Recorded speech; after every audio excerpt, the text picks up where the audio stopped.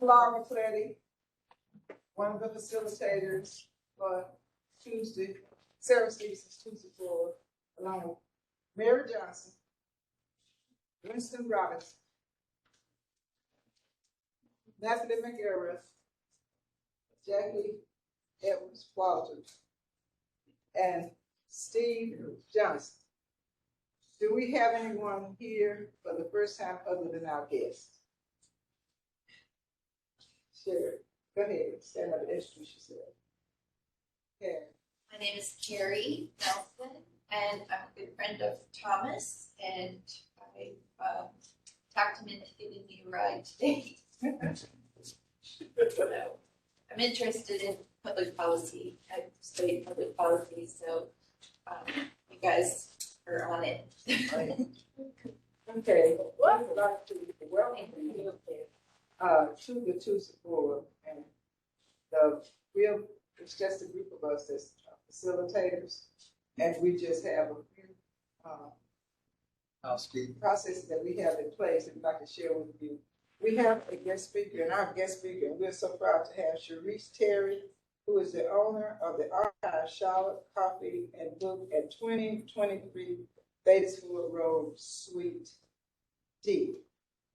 We are very proud to have her here. We've been talking about bringing on young entrepreneurs to Tuesday Forward, and Amen. we are and I hope Carlina is looking at this because Mary and I have talked extensively about bringing some young entrepreneurs, and we want to thank Winston Robinson, this entrepreneur of this group, who was instrumental in inviting her.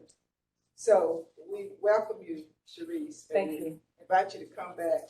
And she's brought us coffee this morning too, guys, which is really, really great. And Crispin has also brought some snacks with us, and my favorite drink that she prepares. So we want to thank him. And just as information for Carrie and Cheryse, we actually try to get started at 8:30, and we have people that will enter and leave respectfully. And once you do your presentation, we would ask that you will allow us as facilitators to facilitate the question and answer session. And sometimes we give, since you're here by yourself, we can give you as much time as you need to have to answer the questions, but we usually end about 8:45. Okay. Okay, so 9:45. But I'd like to ask Jackie if she would lead us in a word of prayer. We used to try to start off with prayer. And if Jackie would lead us in a word of prayer. Father, thank you for your so many blessings. We just count it a privilege just to be in this space today.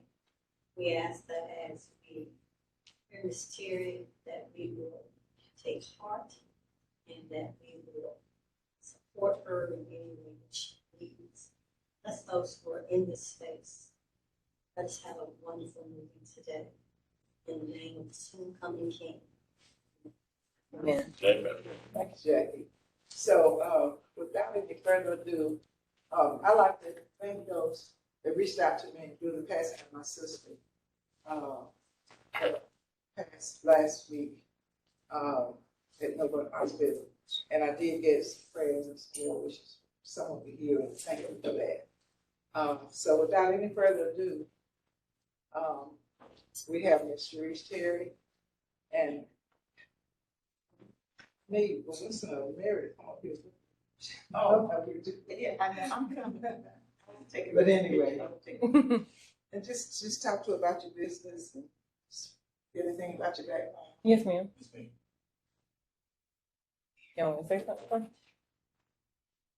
You saying something? Oh, okay. Good morning, everybody. Good morning. My name is Cheryse Terry. Like they said, I am the owner of Archive, which is a book cafe located at 2023 Beatties Ford Road.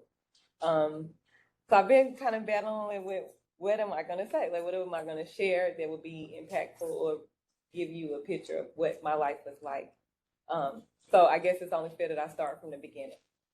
So this is October 1989. My mother was here from New Orleans with her brother just had taken a job here in Charlotte, North Carolina. She had 2 children back in New Orleans, Louisiana, and her mom said, come get stability, get yourself together. She met my father, who was here on the Johnson C. Smith scholarship. They kind of hooked up. Okay, Cheryse was conceived. Right? Yeah, he did hook up, and Cheryse was conceived. So at the time, she was working at a hotel, friends with a couple guys there. And in her mind, she already knew that there was no way that she can care for this baby that she conceived. And so she asked around to people she worked with if anybody would take a baby, and do they know anyone that would take a child in. So one of the guys called his mom and said, my friend girl at work doesn't want her baby. Do you know anybody that'll take a baby? And so my mom felt that at that moment, out of all the calls in the world, the call landed on her. And so she blindly said yes, not knowing if I was going to be born with medical conditions or whatever. She said yes. And she consulted with my dad. At the time, my mom was 39. My dad was about 42. And my sister was 13 and my brother was 23. They worked with my biological mom. So she took me in, came to the hospital at the time I was born, October 30th, named me, and brought me home from the hospital. I have a picture of me. Well, I had a picture of me. We'll get that later. And me 2 days old. All the women at the church was all hugged over me, and everybody was fawning over Yvonne's little bundle of joy. And so my mom raised me up. I was raised in a church, Adams Metropolitan 5520 Nations Ford Road, AME Church, small church, and it was very loving, surrounded around a bunch of older people. Most times I was the youngest in the room. My mom's friends were older, and it was just little old me. So I was instilled with, and what I hear most people say, or a lot of people say, who has been adopted, and their story is someone gave me up for adoption. Or the narrative is always, someone gave up on me and gave me away. But I was always raised to believe that I was chosen into my family. So my mother, everybody's born into their family. You were chosen into yours. So she raised me up with a level of confidence and I guess feeling like I was chosen and God's promise that I just went through my whole life with that thinking. I'm nervous, so excuse me. So as I grew up, again, I was raised in a church. My parents were older. My mom faced several health conditions. So there wasn't a lot of outside school activities. I didn't have after school. I didn't have summer camps. There weren't a lot of programming in my life outside of church. Around the age of 14, I became pregnant with my first daughter, Kaylee, who is graduating high school this year. And so I was nervous to share with my mom that I was pregnant, but the news for her was everybody is doing stuff. You just got caught into yours. This don't make you less than anybody else. You're going to raise your child, still graduate, do what you need to do in your life. And so she, let me stay there, helped me raise my daughter. And I did indeed graduate high school on time. So even I guess in my life, the trend has been God's grace. From the time I was born, God was able to get me to who I needed to be to raise me up. And then I fell short, got pregnant, and boom, God's grace again. My mom still loved me unconditional and continued on that path. So Kaylee was born, I graduated, and then a year later, I had Taylor. So this is me, 2 kids at 19 years old. When you 2 kids at 19 years old, your family adopted you, the outside people look at you as if, kind of write you off. Oh Lord, Yvonne adopted that baby, and she done had 2 kids, and she ain't going to college, and graduated West Mac, and the path just wasn't written for me. I had been wrote off. And I've always had a creative background. I've always been into collaging and collecting magazines and used to cut up magazines and put them outside of my shoe boxes, and always creative. But I never knew my potential because of my environment, because of lack of resources, and just how my life was set up. Filled with love. I was raised in a home with no heat or air. So the luxuries that it wasn't even a luxury until I got older and realized what that was. When you grew up in that way, it's pretty normal to you. So I, grew up under heated electric blankets and fireplace. And in the summertime, we went air conditioned. So there was a lot of things, I guess, that was pit against me. that I was able to overcome. So here I am as a young adult, navigating life, got married fairly early, and it didn't work out, and I conceived daily. So throughout my life, I feel like there was a lot of times that I had a lot of challenges, a lot of decisions that I brought on myself, but I still was able to make it through. Archive came about. I started in corporate America. I didn't go the college route. And at the age of 19, I got a job in customer service at Bank of America, taking payments and stuff like that. So I was able to build a culture around corporate, understanding processes and what I need. Although that wasn't my passion, because I was a creative, I still did what needed to be done to take care of my children. And so there was a layoff. I moved to Royal Orleans, and there was a layoff that happened with Bank of America. And at that time, I started making sweatshirts that said, "Don't sell your grandma house." And the reason what that was is at 24, I lost my mom. My mom passed away of congestive heart failure. And then a year later, the house, again, I grew up with no heat or air. So my elderly dad was in there with the space heater. He caught the couch on fire. The neighbor was able to bring him out. Half of the house was gone. All our memories was gone, all the pictures. I don't own any pictures of myself under the age of 12 years old. So all our pictures was wiped away, all our memories was wiped away. And so the house was partially burnt down. And then my sister, after having a house for 30 years, my sister sold a home for $15,000. Devastated over that. So that was the end of my personal legacy and my physical legacy in my life.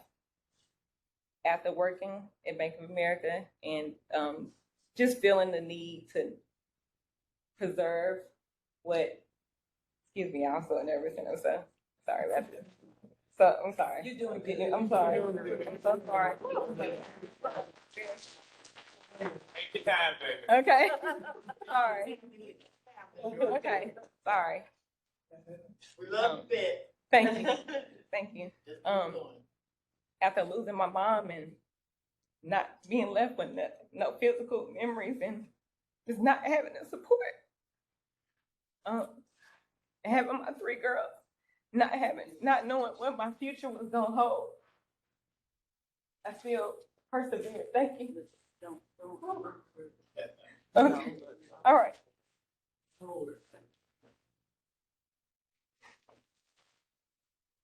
It's just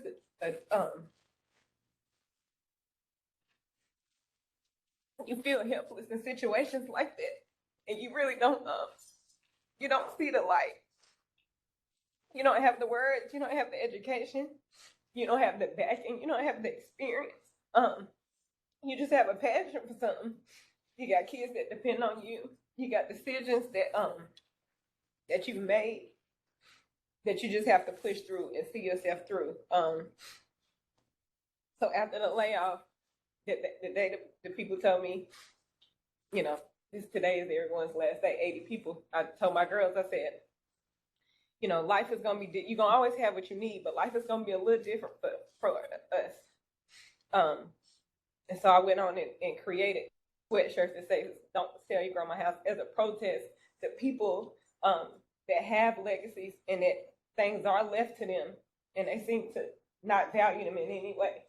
I go to people's homes and they photo albums have dust on them, and people just take for granted the stuff that I just didn't have, as far as support, family, just family relics, people selling the stuff.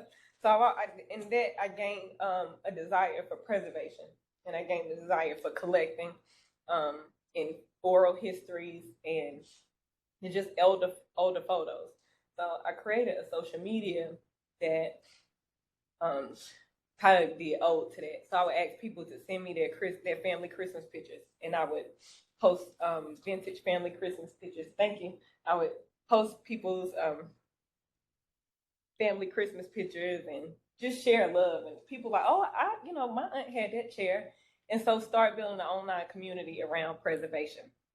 And so I started selling the sweatshirts, vintage ebony magazines. I felt like at 24 years old, my mom passed, I didn't ask enough questions about her life and the things that her desire and the things she grew up on and the passions that she had.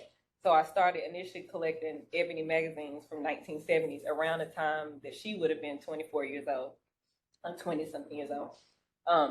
And so that seeing those images, seeing how Black people live, the Black experience of politics and glam and just business, it kind of was a balm to me not having my own personal history and personal memories intact. Sold those online, and it garnered a community of collectors and also people that was interested in collections. So last year, around this time, I seen a space on Beatties Ford Road and inquired about it. And it was on the corner of Beatties Ford and LaSalle. So I'm like, okay, I'm from this side of town. I'm from Hoskins Road.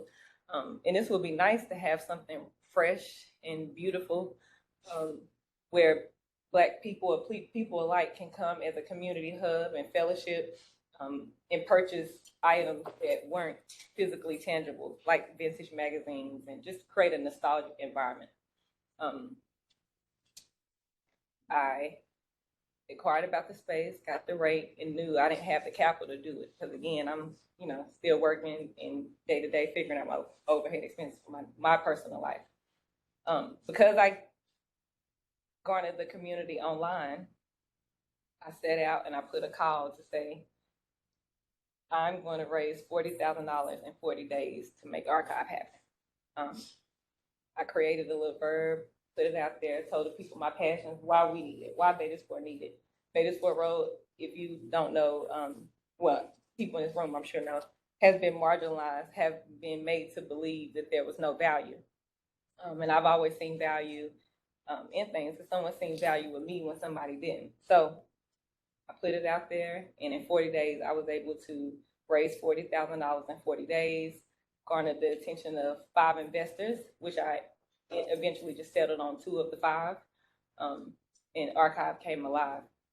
Initially, it was just going to be a bookstore and a vintage store, and the broker kind of said, hey, we don't have a coffee shop on this top side of town. Would you be willing to incorporate coffee? Me not having a background in beverages or coffee, I was kind of nervous to even take that on, but I consulted with a local roastery that taught me the business, and I incorporated it into my own. And so Archive was birthed August the 26th. We had over 1,000 visitors for our grand opening. Every day is a place where people come. The community are able to mingle with each other. It's intergenerational. I sell vintage magazines, vintage posters. I have books, first edition books. I accept donations. A lot of people give me first edition books. We have full coffee menu. But it has become something that I didn't imagine it to be. Just last week, Secretary Marsha Fudge came, the Secretary of Housing and Urban Development. Secret Service was there. We had Congresswoman Alma Adams. That's her favorite place to go. So never in a million years did I imagine that I would create something that would resonate with people of all ages and colors, but it has become far beyond anything I can expect it to be, and the support has been mighty.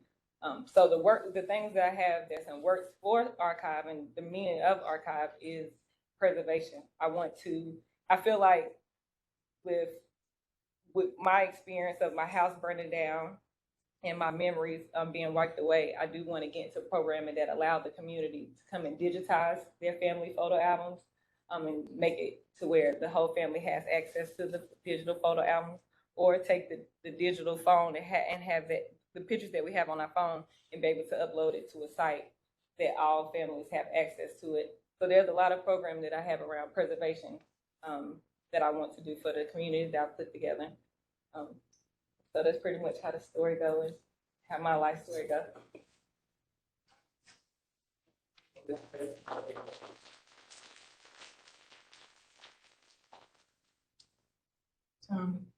Yeah.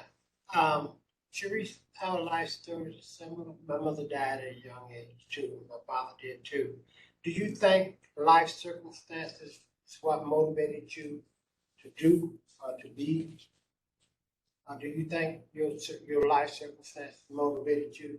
Yes, sir, absolutely. I feel like me not having a lot and kind of motivating me to figure out what else for me to show my girls that they can achieve something no matter our life circumstances. My path wasn't college. My path wasn't, I didn't come from a silver spoon. So I think that did kind of create a push in me that I would not have had, had for sure. Yeah. I want to make a commentary once I dry the tears. But I see in her a similar type of taking her life in a direction, even against the odds. And the facilitator for over 30 years with the Tuesday Forum didn't go to college either. And that was Sarah Stevenson. And look what she achieved and the influence that she has had. So to me, you reflect more of a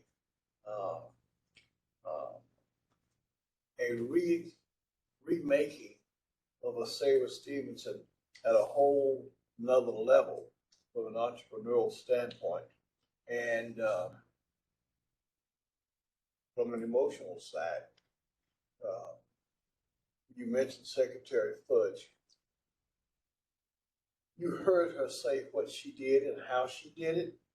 She did not mention one government program. She did not mention anything other than her desire, passion, and drive. And where she is now, is just the beginning. 5 years from now, my God, where she could and will likely be. So my hat's off to you, young lady. Thank you. Oh, Just to kind of piggyback off Ken's question, I know just the idea of that support and that assistance that we know other entities and organizations receive from local government. And I know every time I go in there, I often see local government patronizing the business or, showing you off. Have they offered any support or showcased any services to you that are available? No, I haven't received like any funding or any offer for any funding or any type of support that would take archive. Or from local government at all? No, not at all.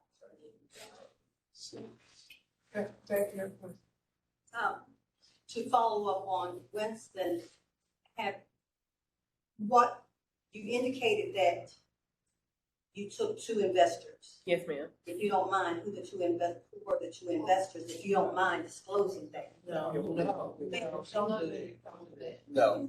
Don't do that. No. You can tell that. No. If I can finish my question. Okay, I was one. Miss Mary.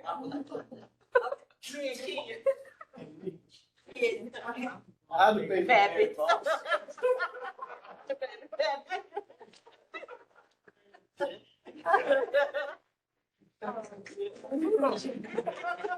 I know this class.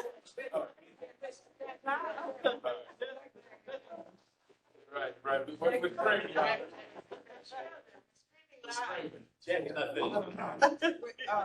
We're gonna use to act like this. We use to go in order. Because you were bringing the fresh air. Thank you. Jackie, do you want to finish asking your question? I would like to. Okay. Do you want governmental dollars? Ma'am, I would love to have the government support archive in a way. I feel like Winston stated, just make so that we can make it mutually beneficial. I know I am in a community that is considered urban development, and a lot of dollars have been going towards the uplifting of that side of town and Beatties Ford alike. So I would love to be able to participate in the funding to revitalize the area. And you've requested dollars? Yes, ma'am, I have previously. Yes. Okay, I'd love to talk to you. Okay. I'm just sort of blown away over here at God's humor and timing because I work for the Charlotte Mecklenburg Library, but I also work with the Charlotte Mecklenburg Black Heritage Committee, and we're working on the Heritage Committee a project to do a People's Archive of African American history. We want a presence in the new main library. You know, they're building a library downtown, so we want a presence in the new main library called the People's Archives of African American History in the Carolina Room. But we know that people in the African American community are reluctant to turn their archives over to an entity.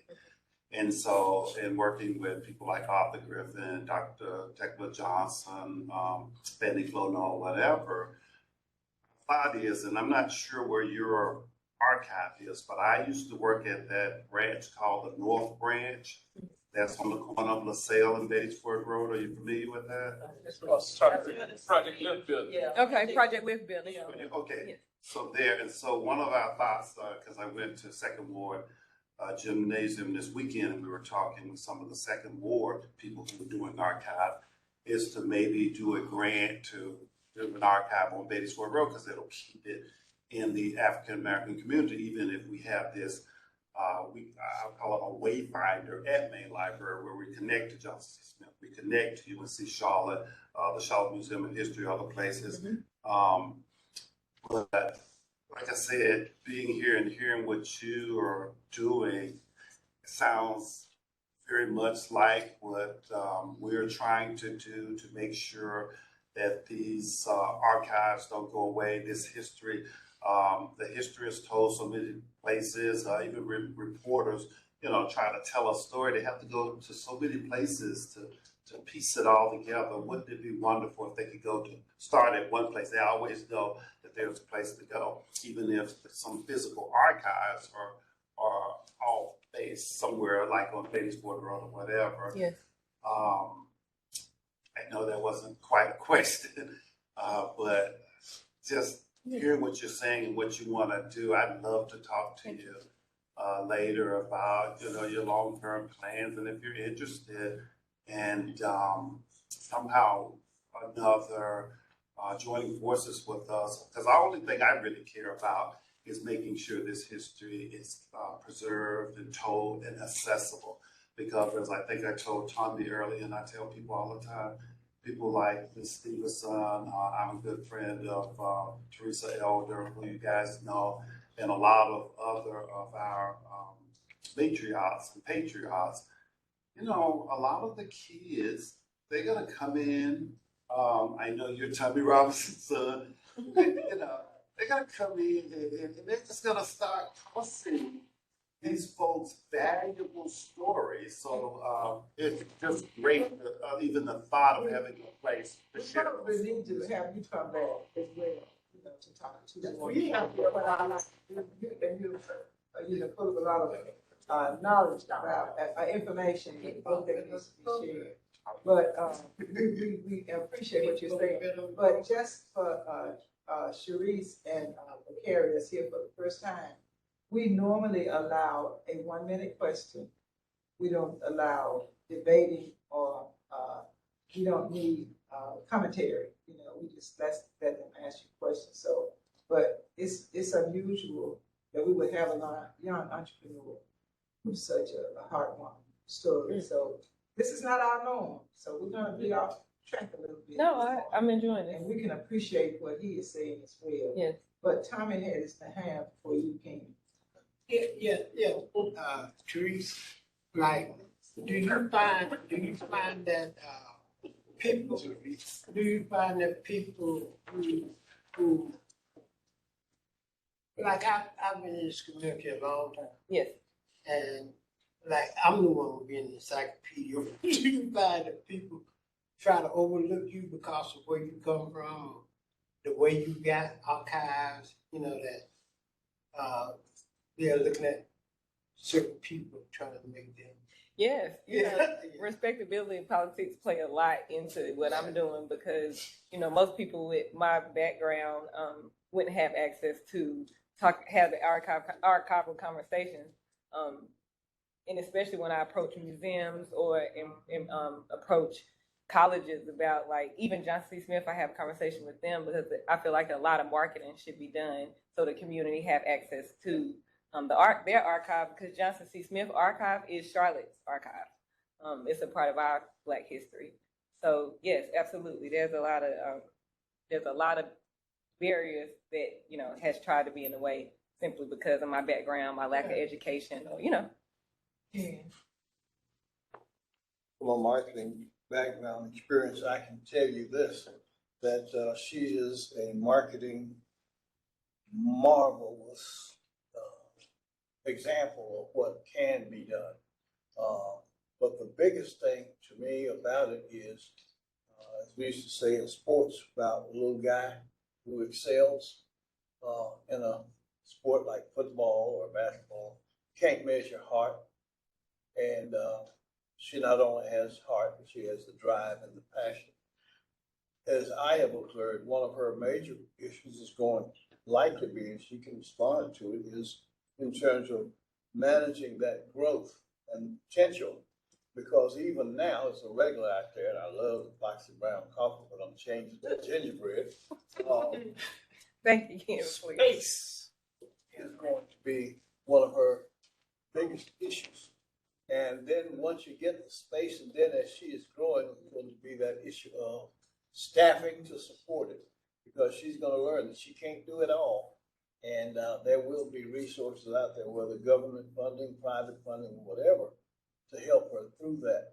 So have you considered your issues, that the space and the staffing in terms of where you are now? Because I don't think you probably expected to grow this fast. No, absolutely not. I didn't expect. I thought it was gonna be a little cute bookstore coffee shop people come to every now and then, and it has to. Yes, Mrs. Tommy and Winston, my biggest supporters, meeting there and everything. It's just a beautiful time every day. But yes, I have considered that and thought about that. I would love to have some ownership somewhere on Beatties Ford Road, somewhere that allow archive to grow, and like you said, have an archival portion, a physical portion where people will feel comfortable knowing that it's a we were discussing having Archive Historic Preservation Society, a space where they're not donating their personal archives to me as a person, but an entity that will be protected, that will outlive me. So I have considered it, and I am currently looking for funding and space, parcel opportunities, and land. But I definitely want to make sure it always remains on Beatties Ford Road. I'm from over there, and it just makes sense to me to be in the heart of historic Black Charlotte. Oh, I'm trying to get my thoughts together. I just wanted to say how proud I am of you and your accomplishment, okay? Especially in Charlotte, because Charlotte is very cliquish. Yeah. Very, very cliquish. And you would not have fit the mold for some of these powerful people, Huh? No, Korea. Right, you're right. I mean, so you defied the odds. You went on and did it. You didn't go downtown, and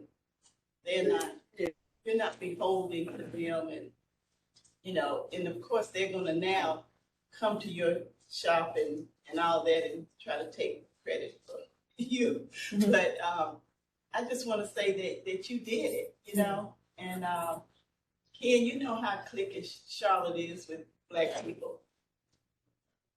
Ken came from this family. This is what I know. So, he is. Anyway, it's been beautiful to, especially not having parents, being able to connect with you, Mr. Kim, Mr. Tommy, and just feeling like having that love and support, even though I went so many years without it. But even sitting and listening, I had an interview with Miss B. Thompson for CBS last week, and even after the interview was over, her being able to share oral history about what Charlotte was before I came along, and so I could pass that on to my daughters and the younger community. I have two of my frequent guests in the back, Toby and McGuire, and they're frequent at my shop. They're entrepreneurs as well in the food industry, yes, and so they're making their way. So being able to connect and be able to pass the story along and be able to connect the dots, because if you don't have family here, you're not from Charlotte, then how would you have access to the oral history of Black Charlotte? So it's important for me to bridge the gap so that you guys' experiences can be passed down to us, and we can, pass down to my daughter that will be in college next year. What would Charlotte look like for her in 10 years? So being able to have the heart of Charlotte, the things that's always been important to us as Black people, being able to preserve that and continue to pass it along. So I do want to say I appreciate y'all for pouring into me. Do you ever work with like West Charlotte? Worked at West Charlotte? No, work with West Charlotte, like. No, so I've only been open 90 days. My daughter goes there, and a West Charlotte honors history. I mean, not history class, their English class. They took a field trip to archive, so about 25 students, and they wanted to talk about entrepreneurship and preservation, and gentrification. So they came down, and I was able to like express to them the importance of collecting and letting them know that they are living their history right now. So look at the things that are going on around you in the headlines. Snag some of those newspapers and magazines and put them to the side, because with everything moving to digital, some of our stories won't be told. So I was able to work with them in that way. Cheryse, my question is, as far as your hours and your staff, and how are you able to maintain the working environment and service your clients?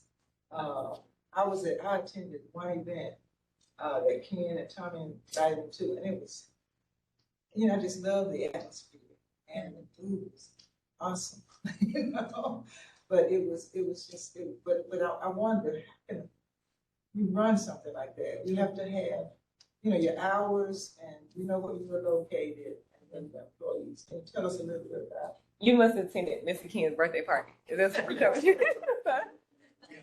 So I conned Mr. Ken into having his birthday at Archive, and it was the best time for me. I was just like, oh, this is amazing. But Archive is open 7 days a week. The weekdays 8 to 6, and the weekends 9 to 4. And I have a staff of 5, so I'm able to have them there. I have my daughter works there. She would go to West Charlotte, so she walks to work every day. So I'm able to manage them by having a consistent schedule with that. The catering stuff, I'm still working out that piece.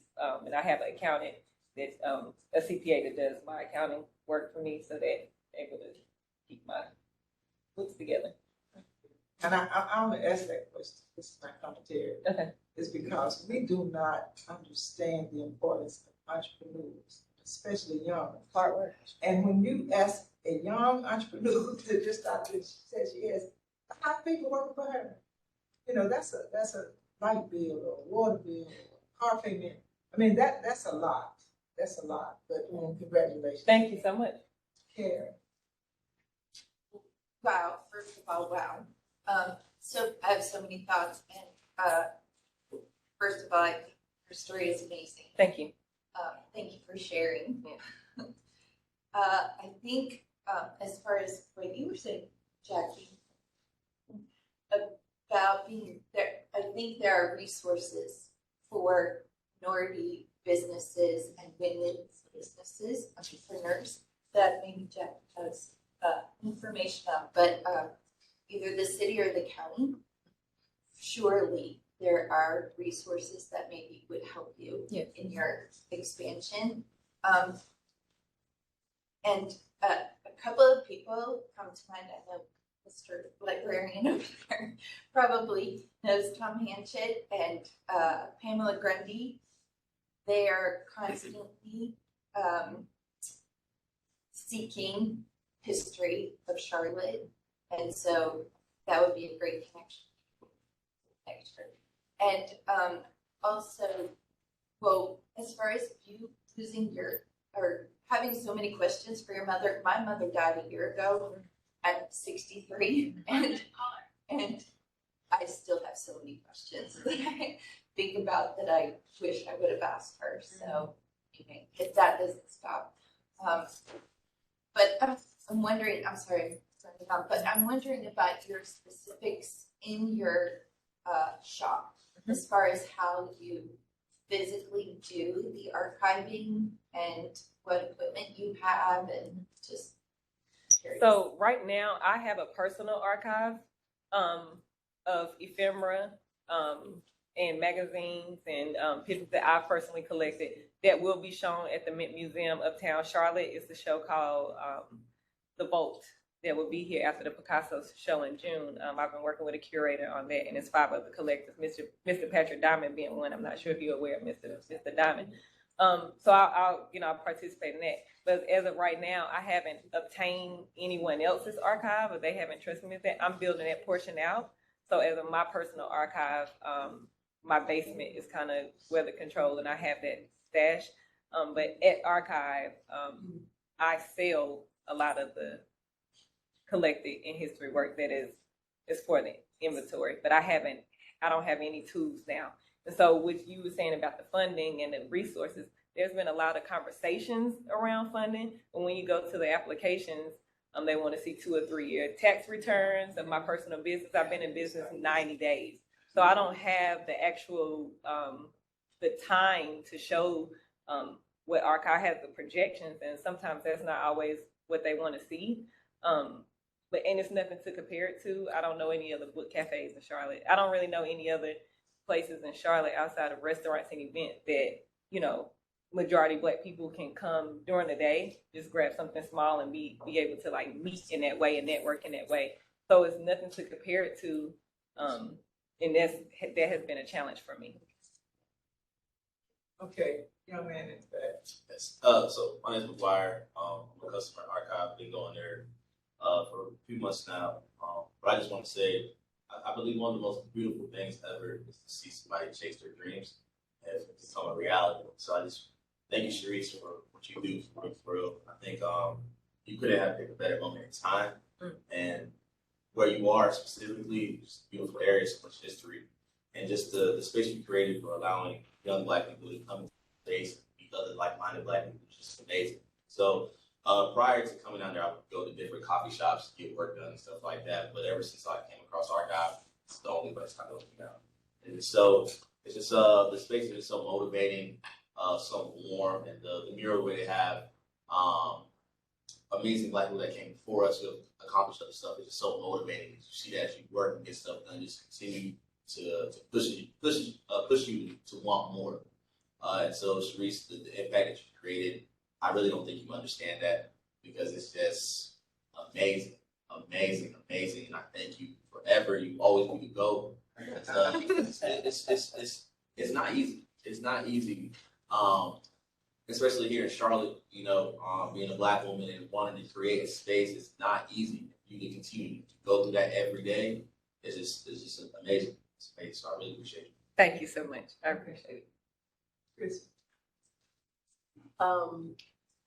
So what if, would you collaborate with someone that maybe wanted to show off their family archives, or maybe like literature?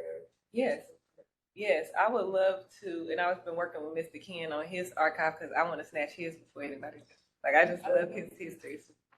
But yeah, so in the future, I would love to have exhibitions around, we have famous Black people, we love them, but our personal Black history is Black history, and especially true to Charlotte. So I would love to have exhibitions based on different Charlotte families' archives. I feel like it would inspire so much locally. Like me being just a regular person, like Ms. Mary said, I didn't fit the mold. So people just seeing normal backgrounds or just seeing normal Black lived experience will inform and inspire so much. So I would love to do that. Yeah, Cheryse. I also would like to thank you, because I go to archives quite often, and it's a gathering ground for young people and old people. Yes. And we can learn from each other. And I think for the Charlotte area, that was needed so much, because a lot of young people think older Black people are against them. A lot of older Black people think young people just go out and get drunk. So thank you for having a place where we all can gather and talk and have conversation. Play cards. Which you can't play, but play cards and stuff. Yeah. Thank you for having a place that we all can gather. And I'm extremely pleased with you being an entrepreneur, because I think, I'm 75 years old, and Black entrepreneurship we're losing because of integration. One time we were forced to be entrepreneurs, because we couldn't go to the white establishment. And so we had to open up the restaurants and but white people had restaurants and black people had cafes. So we were forced to do that. And so I just want to thank you for bringing that spirit back. And thank you, young men, for bringing that spirit back. Because America is a capitalist country. It tells you that. Yes. And so if you think it's anything else, you're wrong. Because you go to elementary school, they say America is a capitalist country.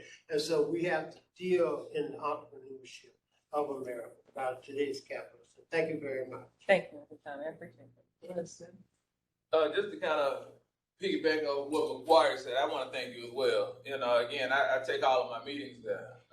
And what I didn't realize when I scheduled the first one, how much of a neutralizer it is. Again, it's when you take meetings with non-black people and you go to areas traditionally that are non-black spaces, there's a bit of you that shrinks. There's a bit of you that feels smaller that you go into their arena.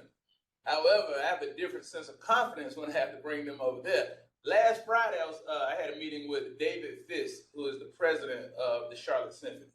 And you best believe I wanted to have him on Beatties Ford Road, but the switched on me at the last minute. And we had to go to 7th Street Market. But I look forward to the opportunity to bringing everyone to what I'm going to deem my world. Mm-hmm. And that does help me in those meetings establish a sense of confidence that I didn't even know was there to be activated. So with that said, what is the future of, if I got that feeling, I know it could be a feeling in a lot of people in a lot of places.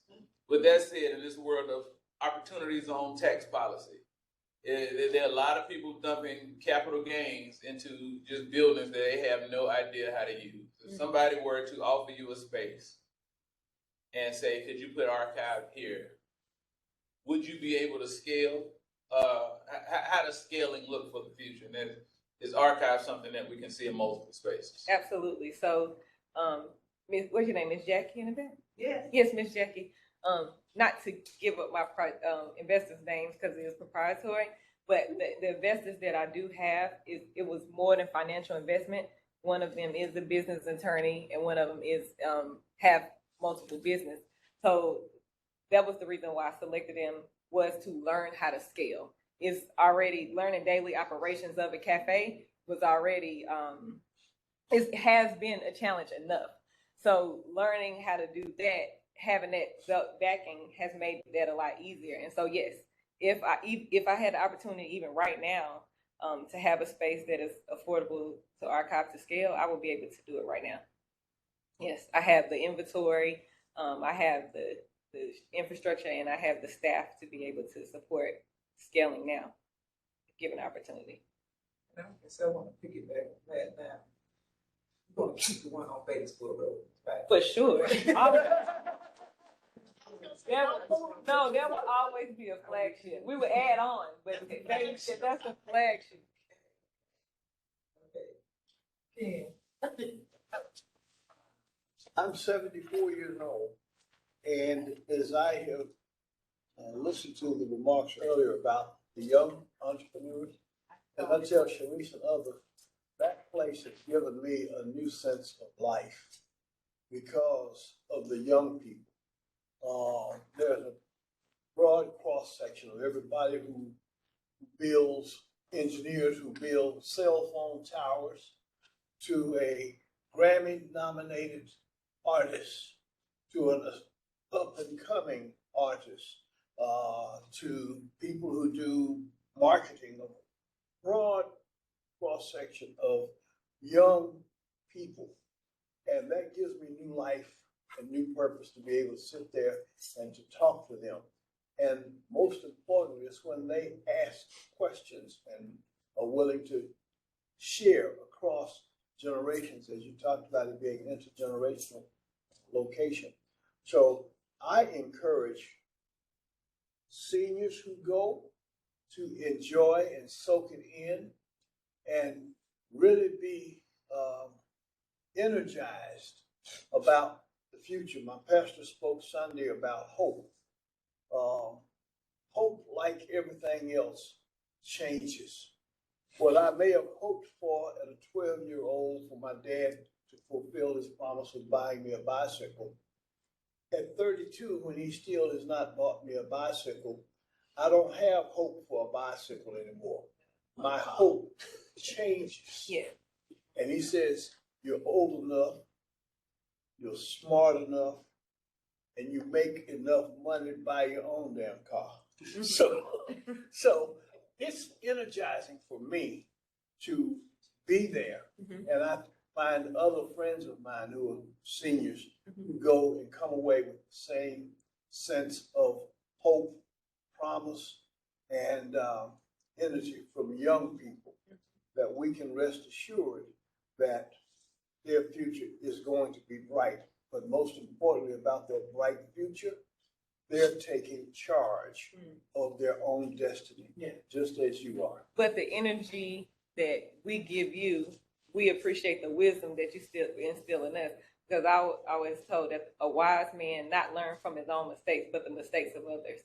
So you guys pouring into us and giving us McGuire and entrepreneurs at the back, and Toby, I think I can speak for us to say the experiences that you all are able to share with us light the path to what we're trying to do. So just as we give you energy, the wisdom that you're able to share with us has and will help us move the scale further. So that's important. And that was one of the reasons why archive was invented. Not only physical preservation and physical archiving, but oral and knowledge. Because if you die with all your life experiences and all your skill set, what have that done? So you being able to consult with me, and you have so much, and it has helped me so much. Just think, and that's only been 3 months. Think about this continued relationship between the older generation and us. That's not church, that's not family. Just interest. I mean, Mr. Tommy being an artist and able to, like, we all geeked up, like, oh, you did it, and he able to say, this is where you need to show everywhere. He tell all the artists, I don't care if it's somebody at church, you need to make sure you show everywhere. You know, the wisdom you showed me about investing and gaining revenue for different things. Yes, everything. Bring your tail to work. You know, just so I feel that more spaces are needed, more archives are needed to create this everywhere. Because that's what's being lost with social media and just us having an individual, I guess, mindset now. We're losing a lot of wisdom from the older community. Okay, Mayor. Oh, I wanted to say that I'm hoping that the powers that be in Charlotte are watching this, because I want them to see that everyone deserves a chance. You know, you may not have a college degree behind your name, and you may not be the daughter of so-and-so and that kind of thing, but I want them to see that everyone deserves a chance. Everyone should be heard. And also, the two entrepreneurs in the back, I want to make sure that we get who you are, so that, because we are featuring entrepreneurs, and we would really like to get your information. Okay? Yeah, I think we would be remiss if you don't let them tell us what it is that they do. Yeah. Before, right? They're first comers. If you Introduce please themselves. take a few minutes to tell us what you do. Yeah, so my name is McGuire. So my family has always owned and operated convenience stores for the past 21 years. The first shop they opened back in 2002, I think, was Jaman Express, which was located on West Boulevard, right between was it 1500 West Boulevard. We were the first shop. You know, like the fish market down there. At the BP gas station. So they were there for about 20 years. So then me and my brothers recently took over. We opened another shop in Rock Hill, South Carolina. We've been operating that. And so basically with us, what we're doing, we have been working on modernizing the conventional convenience store and turning it into more like a neighborhood market. We're in a predominantly Black neighborhood. And so we're now pushing the convenience of fresh fruits, produce, rather than the convenience of like snacks and stuff like that. And so I don't have a business here in Charlotte right now, so I'm heavily working in Rock Hill, working with the city there, with Atrium Health, being able to provide our people with better opportunity to access healthy and affordable food. So working on that model now, where we're just switching from a convenience store to more like a neighborhood store. So that's been going very well. You know, that's a great example of the next generation taking over, because that's something that's really in the African American community. We don't have second generations that come and take over businesses and take them to the next level. And you, young man. And if My name is Toby. I'm a private chef in Charlotte. I do private events like caterings, weddings, corporate caterings, meal preps, stuff like that. Consulting for restaurants.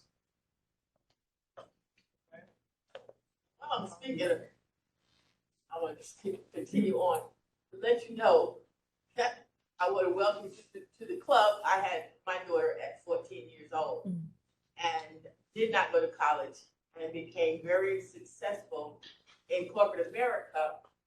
And the best thing that I learned from going to a course that was about Black people trying to become management in corporate America is they asked me, they said, because I always felt guilty because I didn't go to college.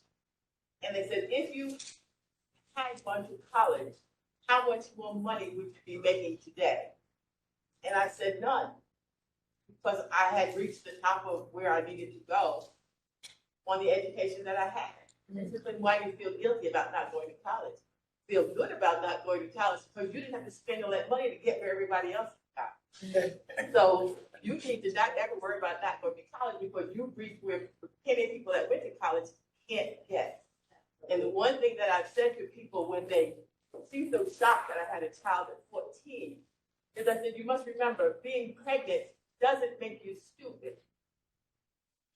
Thank you for that. Thank you for that reminder. Seriously. Thank you. Okay, Cheryse, like I said, I'm extremely proud of you. And can you talk more about entrepreneurship in America? You know, like owning your own, not working for somebody, or not depending on somebody for your income. Well, it's a challenge. It's a benefit, and there's a lot of challenges to it too, because you eat they say you eat what you kill or whatever. So that's it. So and so have to constantly think of innovative ways to bring more revenue in. Now that I have the building, and you can get a lot of things, but sustaining it is the real success.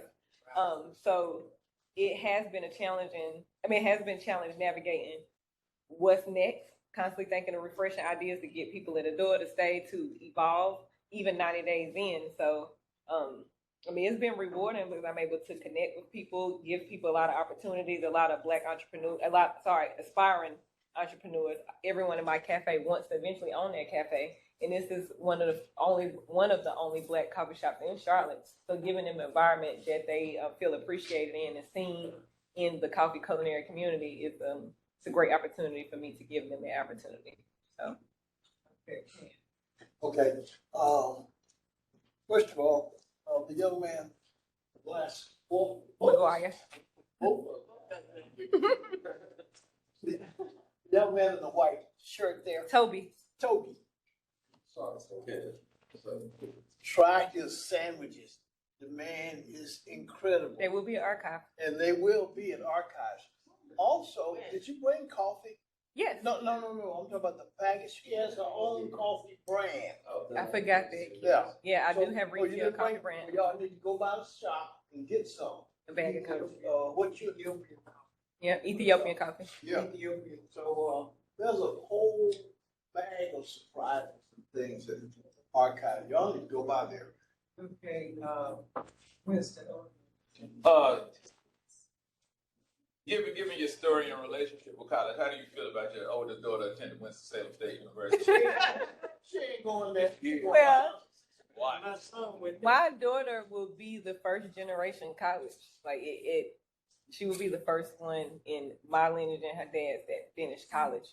Well, that started and finished college. So, I don't know if she's gonna choose Winston. She don't want to go far. She's gonna be in North Carolina. She's going to Johnson. She's not going to Johnson Smith. She's going to Winston. We already made the decision. Yes, but she is eager to start college, and her life experience.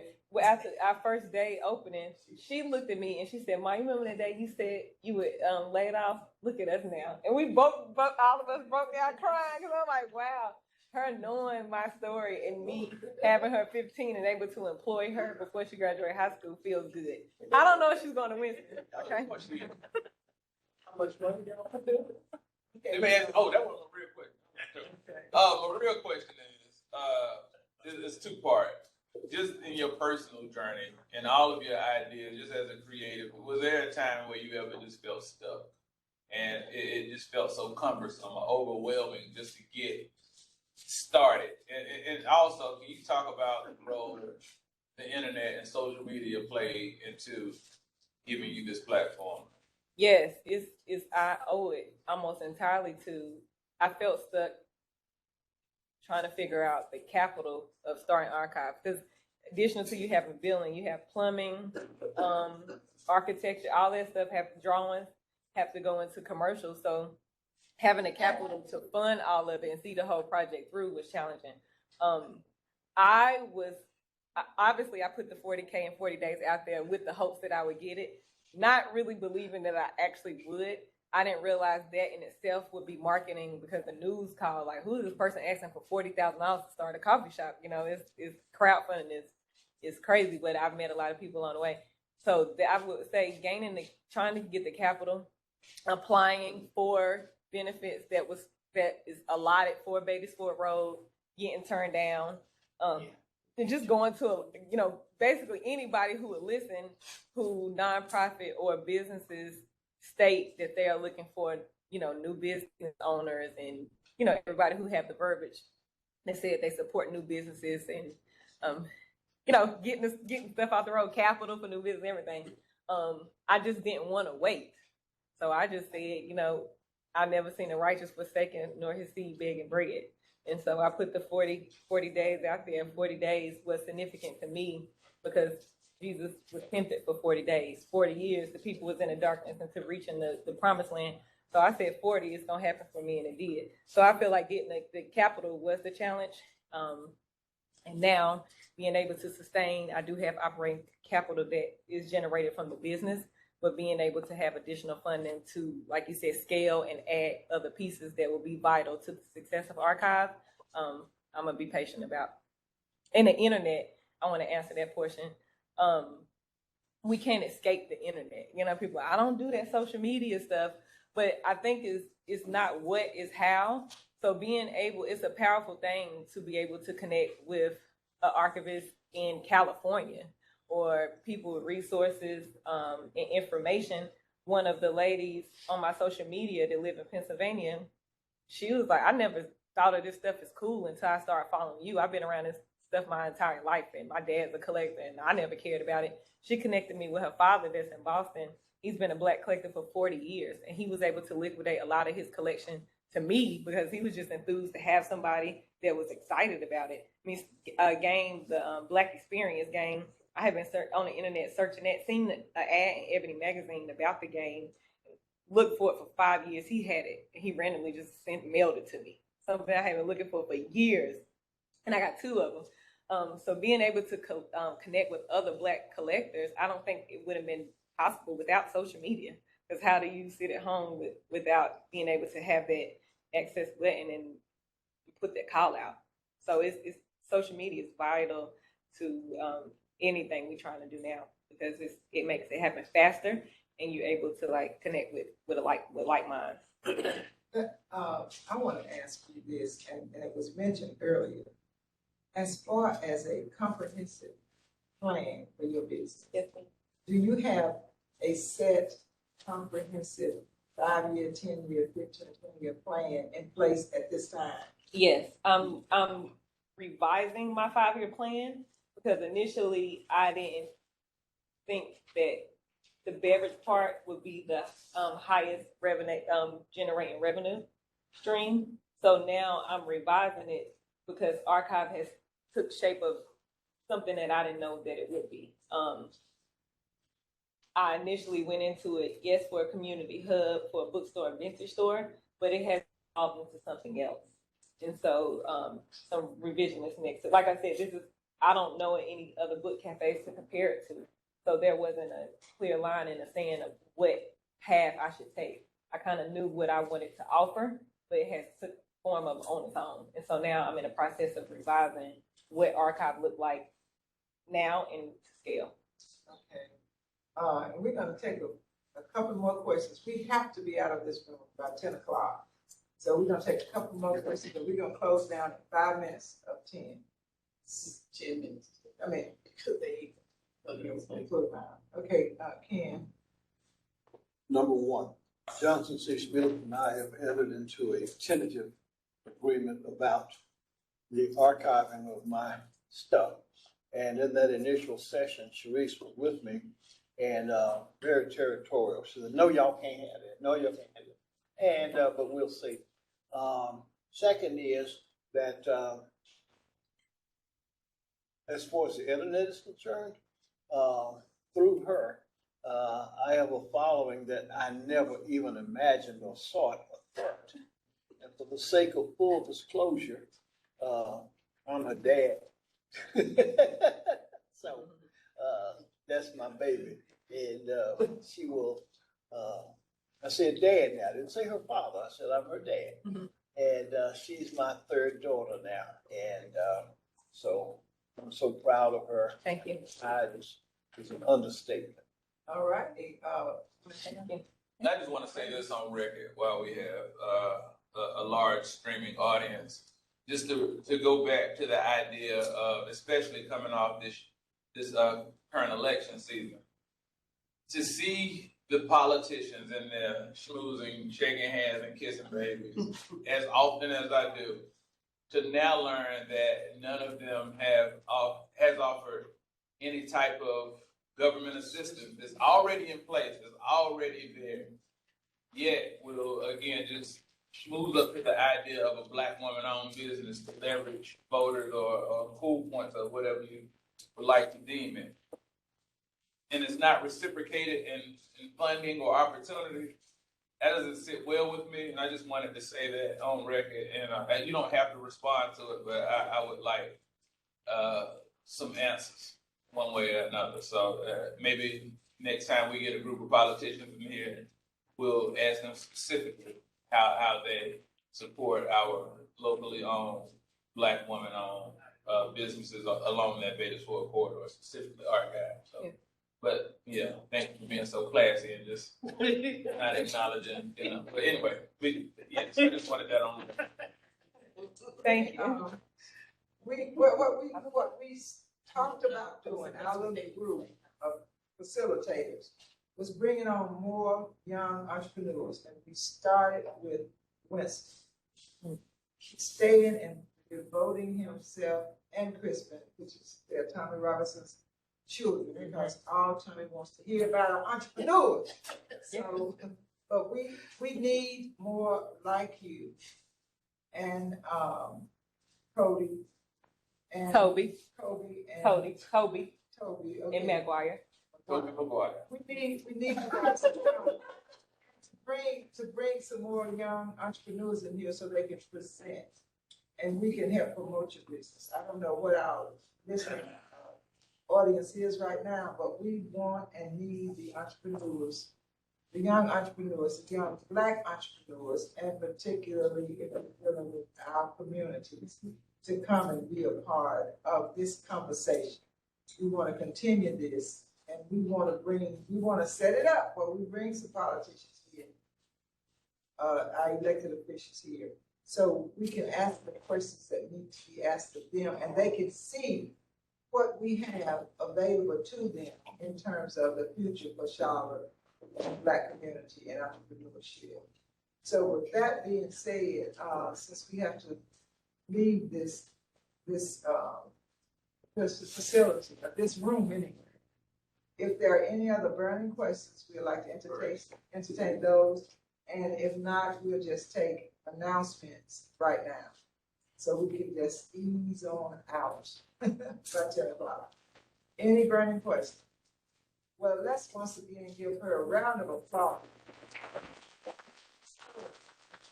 You know where it's located. Yeah, and you know, we will be remiss, and I hope you're doing something with the McDonald's cafeteria that's still that shopping center right there. Know you know all about that. And, the restaurant was ran by Mr. McDonald. And he moved up across the street, across the way, where Lorraine is, and the hotel. We did all of that. And, but we're recycling. It's a wonderful thing. So we can just keep thriving on what you're doing. Any other announcements? Yes, Blanche. My new book is coming out, The Greatness Under the Rock. Quite a few Black women are going to be featured in the book, and you have some of them in the room. So I just want y'all to know that. But Jackie's in there, and Laura. Well, their names, and he sent me all the information, but we can mention them. So that's going to be coming out in November. Thank you. Any other announcements? I'll make one. Today at 3:45, there's time to still register. The office, the White House Office of Public Engagement is having an anniversary briefing on the anniversary of the infrastructure bill and opportunities associated with that. You can go to whitehouse.gov to register at 3:45 today. Okay. And keep Aretha Cheryl in your prayers. She had a little problem this morning, couldn't be with us. And she's at the doctor's, and hopefully she'll come out okay. Just say a little prayer for her. And Carly, of course, you know, she's been out ill for a while. Without any further ado, if there are no more announcements, Thomas is going to take us away. Into something.